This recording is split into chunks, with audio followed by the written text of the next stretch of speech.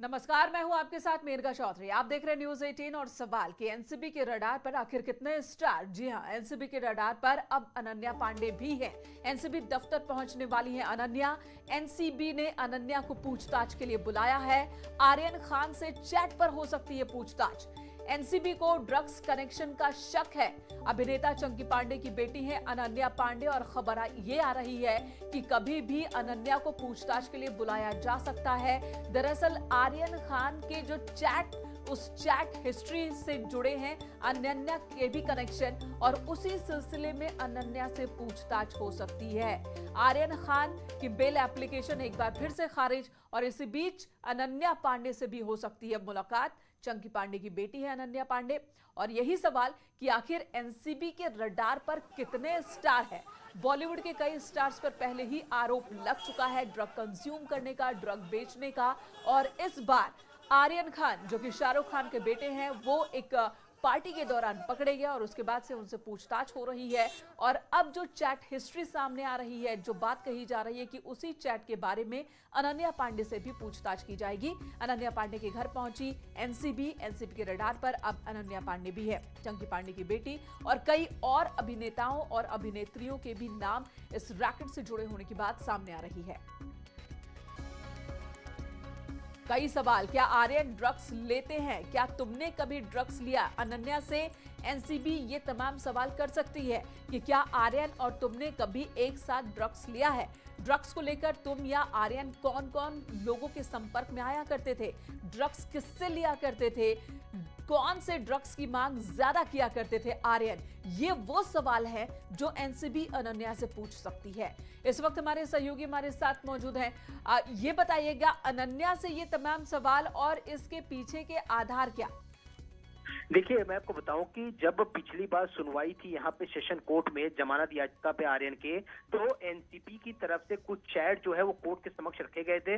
उसमें एक अभिनेत्री के साथ ड्रग्स को लेकर आर्यन की चैट थी, वो अभिनेत्री अनन्या पांडे थी और इस अभिनेत्री के द्वारा जो चैट किया जा रहा उसमें हार्ड ड्रग्स की बात की गई थी और यही एक बड़ा पॉइंट है। इसके आधार पर जो है सेशन कोर्ट में जमानत याचिका रद्द की गई। आज सुबह जो है अनन्या के घर पे टीम पहुंची और उन्होंने सर्च ऑपरेशन किया। उनके मोबाइल, हार्ड डिस्क, लैपटॉप को सीज किया गया और सम्मन दिया गया कि आपको पूछताछ के लिए आना है। तो पूछताछ के लिए वो घर से अपने पिता चंकी पांडे के साथ निकल चुकी हैं। सूत्र हमारे ये बता रहे हैं कि उनसे अकेले पूछताछ होगी और 3 अधिकारी यानी 2 पुरुष और 1 महिला अधिकारी जो है उनसे पूछताछ करेगी और उन्हें पूछताछ के लिए अकेले बिठाया जाएगा। यानी गाड़ी में चंकी पांडे साथ में जरूर है, लेकिन पूछताछ के समय चंकी पांडे मौजूद नहीं रहेंगे। और जो सवालों की लिस्ट जो है एक लंबी फेहरिस्त बना के रखी गई। क्यों? क्योंकि यहाँ पे मंगलवार को यानी 26 तारीख को जो है आर्यन की जमानत पर सुनवाई है। तो उसके पहले पूरा प्रिपरेशन एनसीबी करना चाहती है, कहीं ना कहीं कुछ खुलासे जो है अनन्या पांडे से पूछताछ में निकल जाए ताकि उन तथ्यों को वो कोर्ट के समक्ष जो है रख सके और उनका केस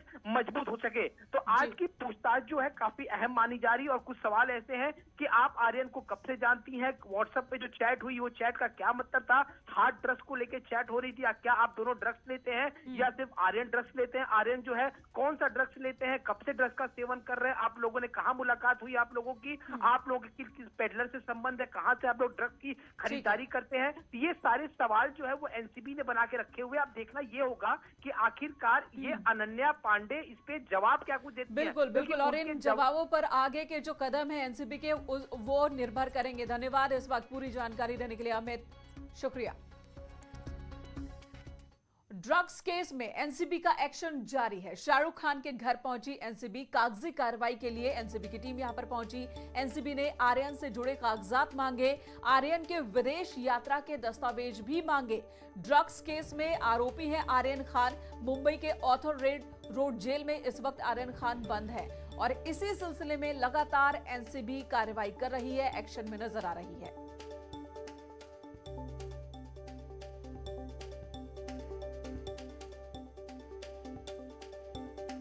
आज शाहरुख खान के घर भी पहुंची एनसीबी की टीम और वहां पर कई कागजी कार्रवाई की गई और कागजात मांगे गए।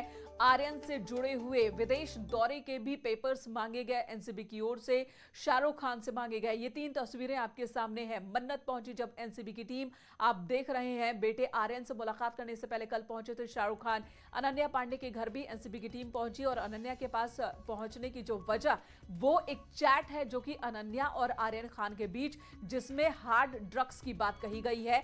मोबाइल फोन, लैपटॉप एनसीबी ने अपने कब्जे में लिया। जांच पड़ताल और साथ ही अनन्या पांडे को कहा गया है कि वो आए एनसीबी के दफ्तर और कई सवाल हैं, उन सवालों का जवाब दें।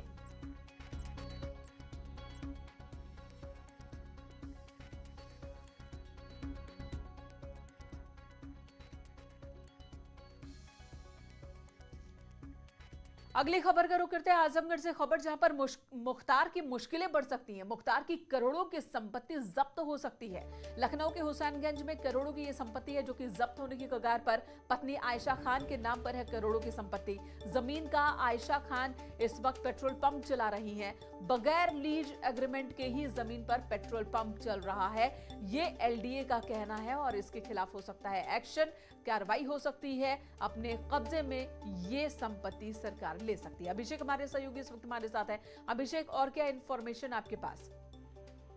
जी मेनका, निश्चित तौर पे आपको बताना चाहेंगे 2014 के लालगंज तहसील क्षेत्र के तरवा में ठेकेदार की ऊपर जानलेवा हमला की गई थी, जिस मामले में मुख्तार समेत 11 गुर्गों के खिलाफ इनको नामजद किया गया था। इसी मामले में 2020 में इनके खिलाफ गैंगस्टर की कार्रवाई की जाती है। तभी से पुलिस लगातार इनके संपत्तियों की तलाश कर रही थी और पुलिस को जानकारी मिली थी लखनऊ में इनका एक बंगला है जो औने पौने दामों में खरीद के इन्होंने करोड़ों की संपत्ति अर्जित कर ली थी, जिसके बाद पुलिस ने वहां के जिलाधिकारी को एक पत्र लिख करके इस जांच की मांग की थी, जिसमें एडीए लखनऊ को जानकारी मिली है कि मुख्तार अंसारी अपनी पत्नी के नाम से हुसैनगंज स्थित एक जमीन खरीदे थे। उसी जमीन के एक पार्ट में पेट्रोल पंप भी संचालित हो रहा था। जिस व्यक्ति ने जमीन को बेचा था, पेट्रोल पंप उसी का था। उसे हड़काकर मुख्तार अंसारी ने कम दामों में खरीद लिया था। लेकिन जब मुख्तार अंसारी की पत्नी के नाम में जमीन रजिस्ट्री होती है तो उसका जो पेट्रोल पंप होता था आज भी चला आ रहा था, जिसका एग्रीमेंट, लीज एग्रीमेंट जो होता है वो भारत पेट्रोलियम से नहीं हुआ था, यानी कि वो भी फर्जी तरीके से मुख्तार अंसारी उसको संचालित करते थे। कुल मिलाजुला करके भारत पेट्रोलियम से भी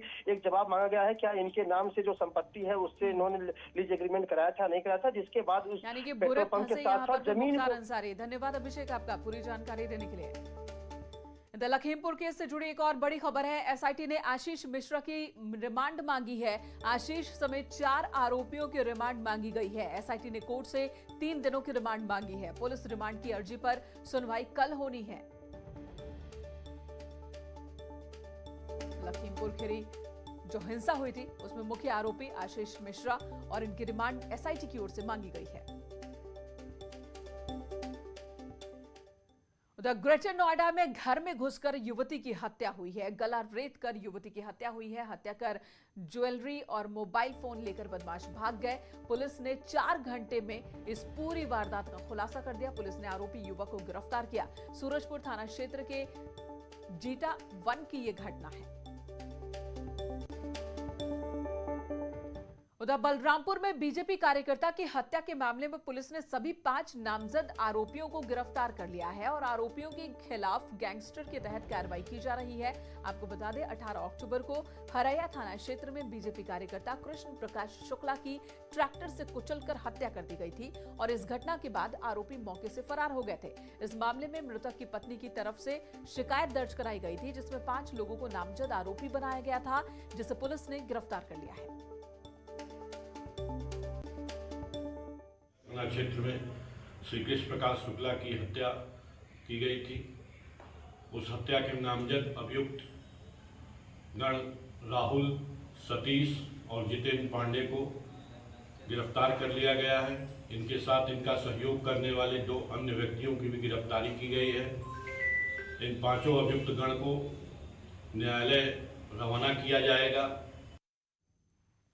इधर बांदा में हत्या की एक सनसनीखेज वारदात सामने आई। 40 साल के एक व्यक्ति को अज्ञात हमलावरों ने गोली मारकर मौत के घाट उतार दिया। घटना के बाद से इलाके में सनसनी है। सूचना मिलने के बाद पुलिस भी मौके पर पहुंची, शव को कब्जे में लेकर पोस्टमार्टम के लिए भेजा और पूरे मामले की तफ्तीश में इस वक्त पुलिस टीम जुटी हुई है।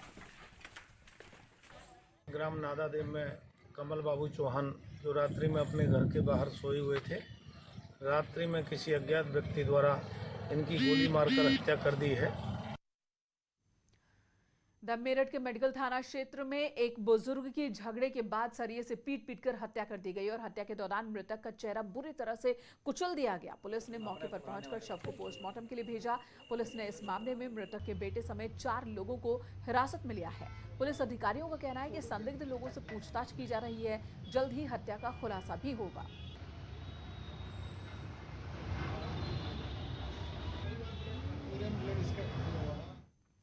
उधर हरदोई के मल्लावा कस्बे में एक कारोबारी के बेटे की हत्या कर दी गई। कटरा बिल्हौर हाईवे से गांव की तरफ जाने वाली सड़क पर उसका शव मिला।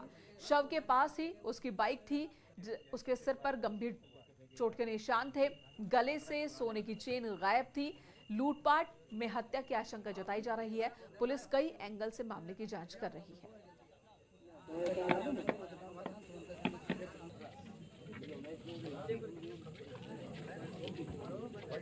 लूट के इरादे से हत्या की आशंका गांव के लोग जता रहे हैं। गांव के पास ही इस युवक का शव मिला और उसके बाइक के पास ही शव पड़ा हुआ था। गले से सोने की चेन गायब थी। हालांकि बाइक वहीं पर थी। तो पुलिस कई एंगल से इस पूरे वारदात की जांच में जुटी है।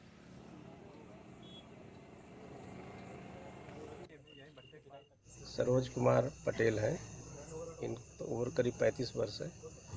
इनकी ये सूचना मिली थी कि ये सड़क पे मृत अवस्था में पड़े हुए हैं।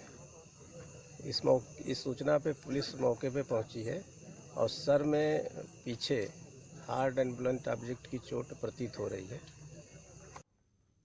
कामयाबी की कोई कहानी एक दिन में मुकम्मल नहीं होती, लेकिन ईमानदारी, लगन और सच्चा संघर्ष हो तो सफलता की कहानी एक दिन पूरी जरूर होती है।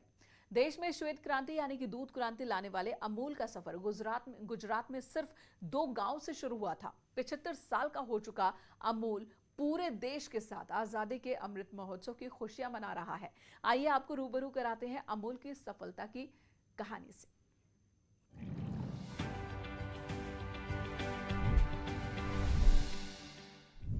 अमूल नाम संस्कृत के अमूल्य शब्द से निकला है। इसका अर्थ होता है अनमोल, यानी जिसका कोई मूल्य नहीं हो सकता।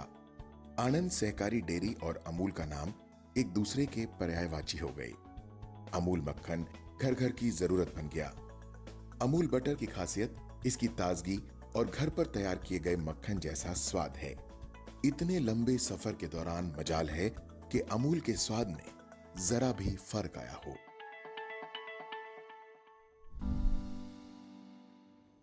वक्त एक ब्रेक का, तुरंत लौटेंगे।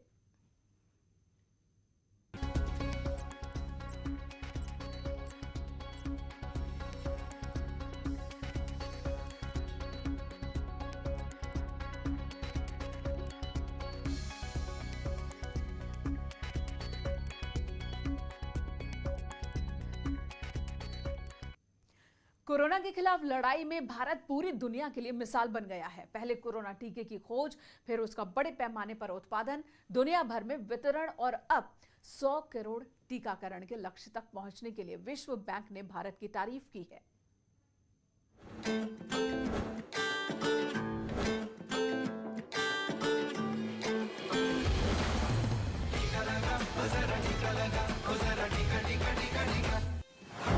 दुनिया में मिसाल भारत का टीकाकरण। विश्व बैंक ने की भारत की तारीफ। टीका उत्पादन और वितरण की तारीफ। टीके से ही मात खाएगी कोरोना महामारी। टीका है संजीवनी, आपने लगवाया क्या?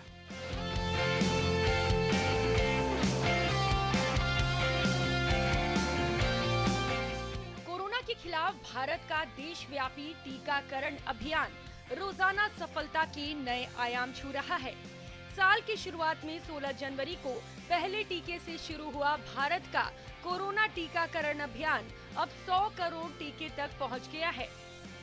विश्व बैंक के अध्यक्ष डेविड मालपास ने इसके लिए भारत को बधाई दी। उन्होंने कहा कि करीब 70% आबादी को कम से कम एक खुराक मिल गई है, जबकि करीब 30% आबादी को दोनों खुराक मिल गई। भारत में कोरोना संक्रमण के नए मामले भी कम सामने आ रहे हैं। भारत को बधाई। अमेरिका के वॉशिंगटन में केंद्रीय वित्त मंत्री निर्मला सीतारमण से मुलाकात के दौरान विश्व बैंक के अध्यक्ष डेविड मालपास ने कोरोना के खिलाफ अंतर्राष्ट्रीय भूमिका के लिए भारत का आभार भी जताया। मालपास ने कहा कि कोरोना टीकों के दुनिया के सबसे बड़े उत्पादक देश भारत ने अप्रैल में कोरोना टीकों के निर्यात को निलंबित कर दिया, जिससे वो अपनी आबादी को टीका लगाने पर ध्यान केंद्रित कर सके। अब केंद्रीय स्वास्थ्य मंत्री मनसुख मंडाविया ने घोषणा की है कि भारत विदेशों में आपूर्ति फिर शुरू करेगा। वैक्सीन उत्पादन और वितरण में भारत की अंतर्राष्ट्रीय भूमिका के लिए धन्यवाद। कोरोना वायरस के खिलाफ कोरोना टीका पूरी तरह सुरक्षित और कारगर है। टीके के जरिए ही हम इस महामारी के खिलाफ भारत की लड़ाई को मजबूत कर सकते हैं। Bureau report, news 18 network.